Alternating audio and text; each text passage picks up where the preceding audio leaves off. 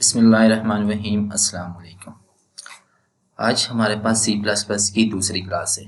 जैसा कि हमने फर्स्ट क्लास में देखा था कि हमारे पास सी प्लस प्लस कोड लिखने के लिए दो आईडीई होती हैं। एक जो है हमारे पास डेव सी प्लस प्लस और दूसरी हमारे पास होती है विजुअल स्टूडियो कोड। तो मैंने आपको यही रिकमेंड किया था कि अगर आप बिगिनर हैं तो आप डेव सी प्लस प्लस पे काम करें, क्योंकि उसमें ये होता है एक तो सजेशन नहीं मिल रही होती और दूसरा आपकी जो सेंटेक्स है या आपकी स्पेलिंग मिस्टेक्स आती हैं वो आप देख सकते हैं, आपको पता चल सकते हैं। जबकि विजुअल स्टूडियो में ये होता है कि वो आपकी स्पेलिंग खुद ही करेक्ट कर देता है, क्योंकि वो सजेस्ट कर रहा होता है, तो उससे आपकी स्पेलिंग खुद ही करेक्ट हो जाती है। तो आज की जो हमारी क्लास है इसमें हम जो हमारे पास बेसिक सिंटैक्स है सी प्लस प्लस का उसके बारे में समझेंगे कि वो हमारे पास क्या होता है। तो चलें आज की वीडियो करते हैं स्टार्ट।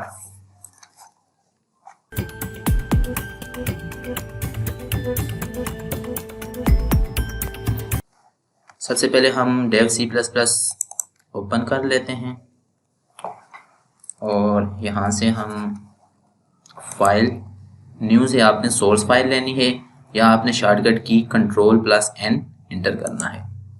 ठीक है, अब ये हमारे पास एक फाइल बन गई है। सबसे पहले आपने इसे सेव कर देना है। सेव एज भी कर सकते हैं या आप Ctrl+S के साथ भी सेव कर सकते हैं। तो आपने किसी भी लोकेशन पे, जैसे मैं डेस्कटॉप पे कर देता हूँ, फर्स्ट या बेसिक सिंटैक्स लिख लेते हैं, बेसिक सिंटैक्स। तो इसे मैं सेव कर लेता हूँ।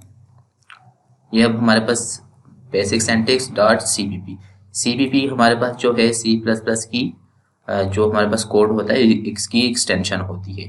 तो जब भी आप सीपीपी फाइल देखें तो आपको ये समझ जाना चाहिए कि ये हमारे पास सी प्लस प्लस की कोई इसमें कोड वगैरह होगा। तो अब हम इसका बेसिक सिंटैक्स देख सकते हैं। सिंटैक्स हमारे पास मेथड को कहते हैं। अब जैसे ही मैंने हैश लिखा तो ये हमारे पास ये स्टार आ गया। तो इसे अगर जब मैं रन करूंगा, सेव करूंगा, तो ये स्टार हमारे पास खत्म हो जाएगा। हैश इंक्लूड हम करते हैं।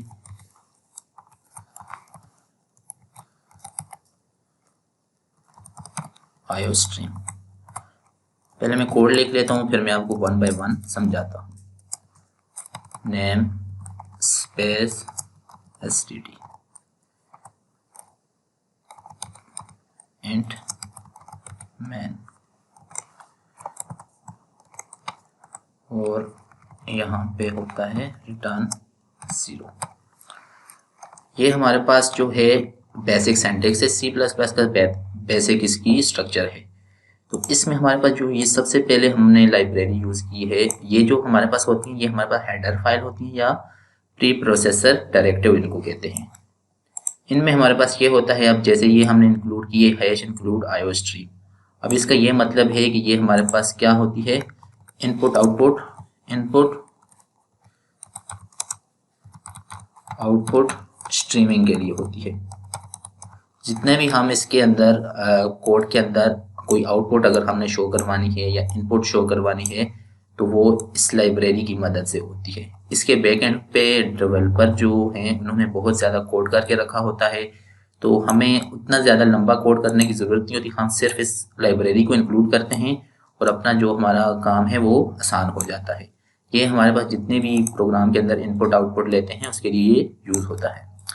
यूजिंग नेम स्पेस std, ये हमारे पास क्या है, ये हमारे पास एक स्टैंडर्ड लाइब्रेरी है। std मतलब स्टैंडर्ड, और नेम स्पेस जो है हमारे पास जो है नेम स्पेस हमारे पास क्या हो सकता है, जो है लाइब्रेरी का नाम है।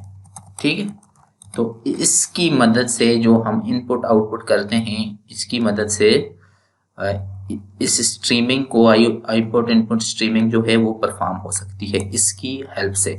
अगर फॉर एग्जांपल हम ये नहीं लिखते तो फिर क्या होगा वो मैं भी आपको करके दिखाता हूँ। और जहाँ पे अब इंट मैन की बात आ जाती है, ये मैंने आगे कमेंट लिखे हुए हैं। ठीक है, अब इंट मैन हमारे पास क्या है, ये हमारे पास है फंक्शन। अब फंक्शन ये हमारे पास मेन फंक्शन है। जब भी हमारे पास कोई प्रोग्राम स्टार्ट होता है वो कहाँ से स्टार्ट होता है, इंट मेन से स्टार्ट होता है। तो इंट हमारे पास क्या है, एक डेटा टाइप है। इंट का मतलब है इंटीजर, ठीक है। इंट का मतलब क्या होता है, इंटीजर।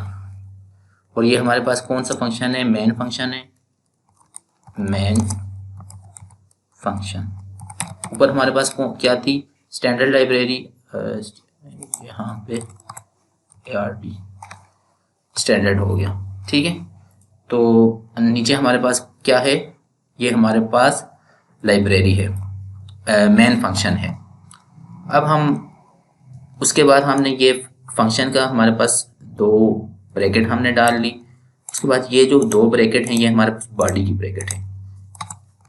जो भी हम जितना भी प्रोग्राम करेंगे C++ का इस बॉडी के अंदर, इन दो ब्रैकेट के अंदर करेंगे, ठीक है।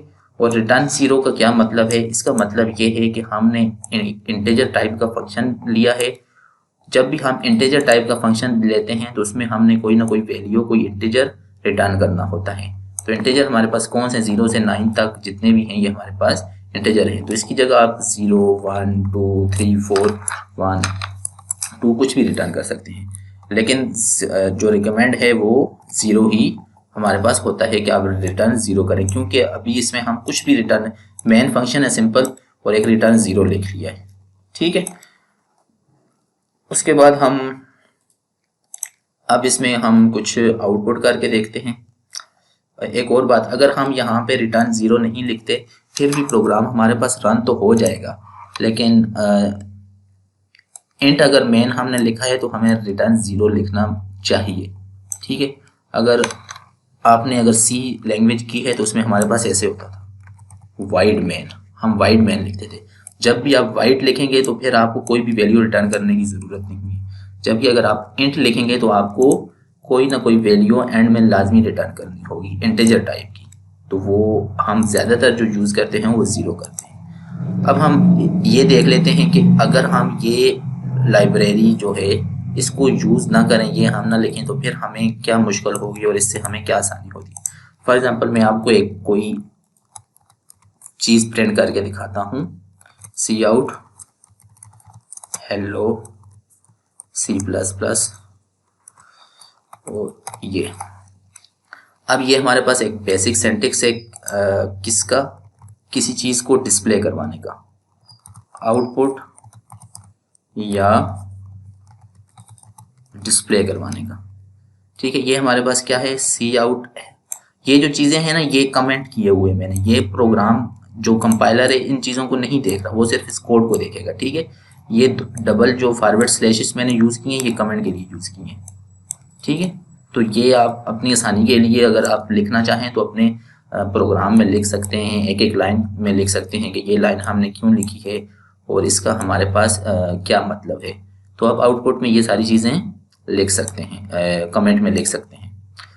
तो हमने यहाँ पे क्या किया, Cout हेलो C++। अब Cout हमारे पास किस लिए यूज़ होता है, आउटपुट या डिस्प्ले करवाने के लिए।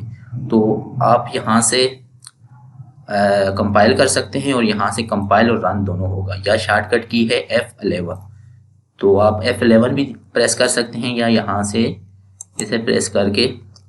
अब यहाँ पे ये क्या कह रहा है, कोई मिस्टेक की है। मिस्टेक क्या है, हैश इन CLUD इंक्लूड की स्पेलिंग में मिस्टेक थी। तो अब हम देखते हैं रन करके। अगर आपने प्रोग्राम सेव नहीं किया हुआ तो रन करने से पहले ये आपके पास बोलेगा कि इसे सेव कर दें। तो हमने ऑलरेडी स्टार्ट में सेव किया था। अब ये हमारे पास हेलो C++ लिखा आया है यूजिंग नेम स्पेस std। अगर हम एक बार और लिखते हैं Cout हेलो वर्ल्ड भी लिख लेते हैं, सिर्फ प्रिंट करवाना है आउटपुट के लिए।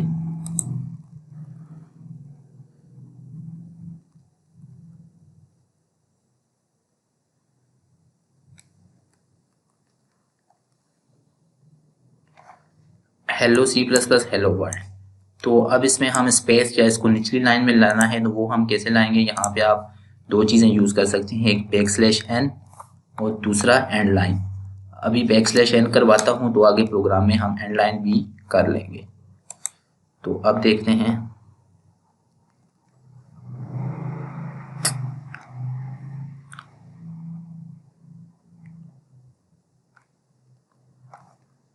Hello C plus plus hello world, ये हमारे पास शो हो रहा है।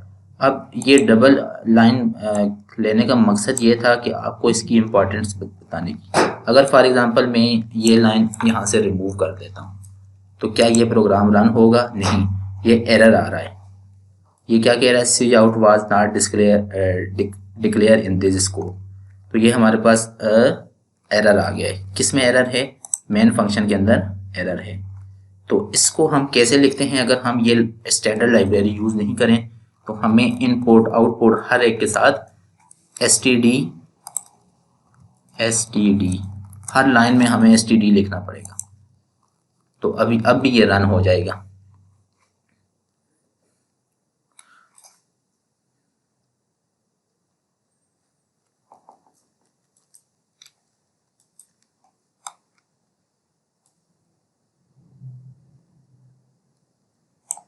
थोड़ा सा टाइम ले रहा है शायद।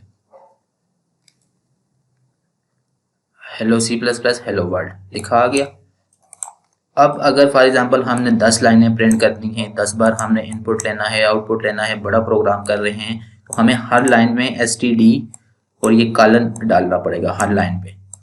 तो डेवलपर ने क्या किया कि एक लाइब्रेरी बना ली, स्टैंडर्ड लाइब्रेरी, जो आप यूज़ करें, बस ऊपर हेडर फाइल में यूज़ कर लें, तो आपको हर लाइन में लिखने की ज़रूरत नहीं पड़ेगी। तो ये इसकी असल मकसद था, इस लाइब्रेरी की इम्पोर्टेंस बताना। तो आपको ये सिंटैक्स की उम्मीद करता हूँ समझ आ गई होगी। तो नेक्स्ट क्लास में हम इसके प्रॉपर 1 बाय 1 जो टॉपिक हैं उनको कवर करेंगे।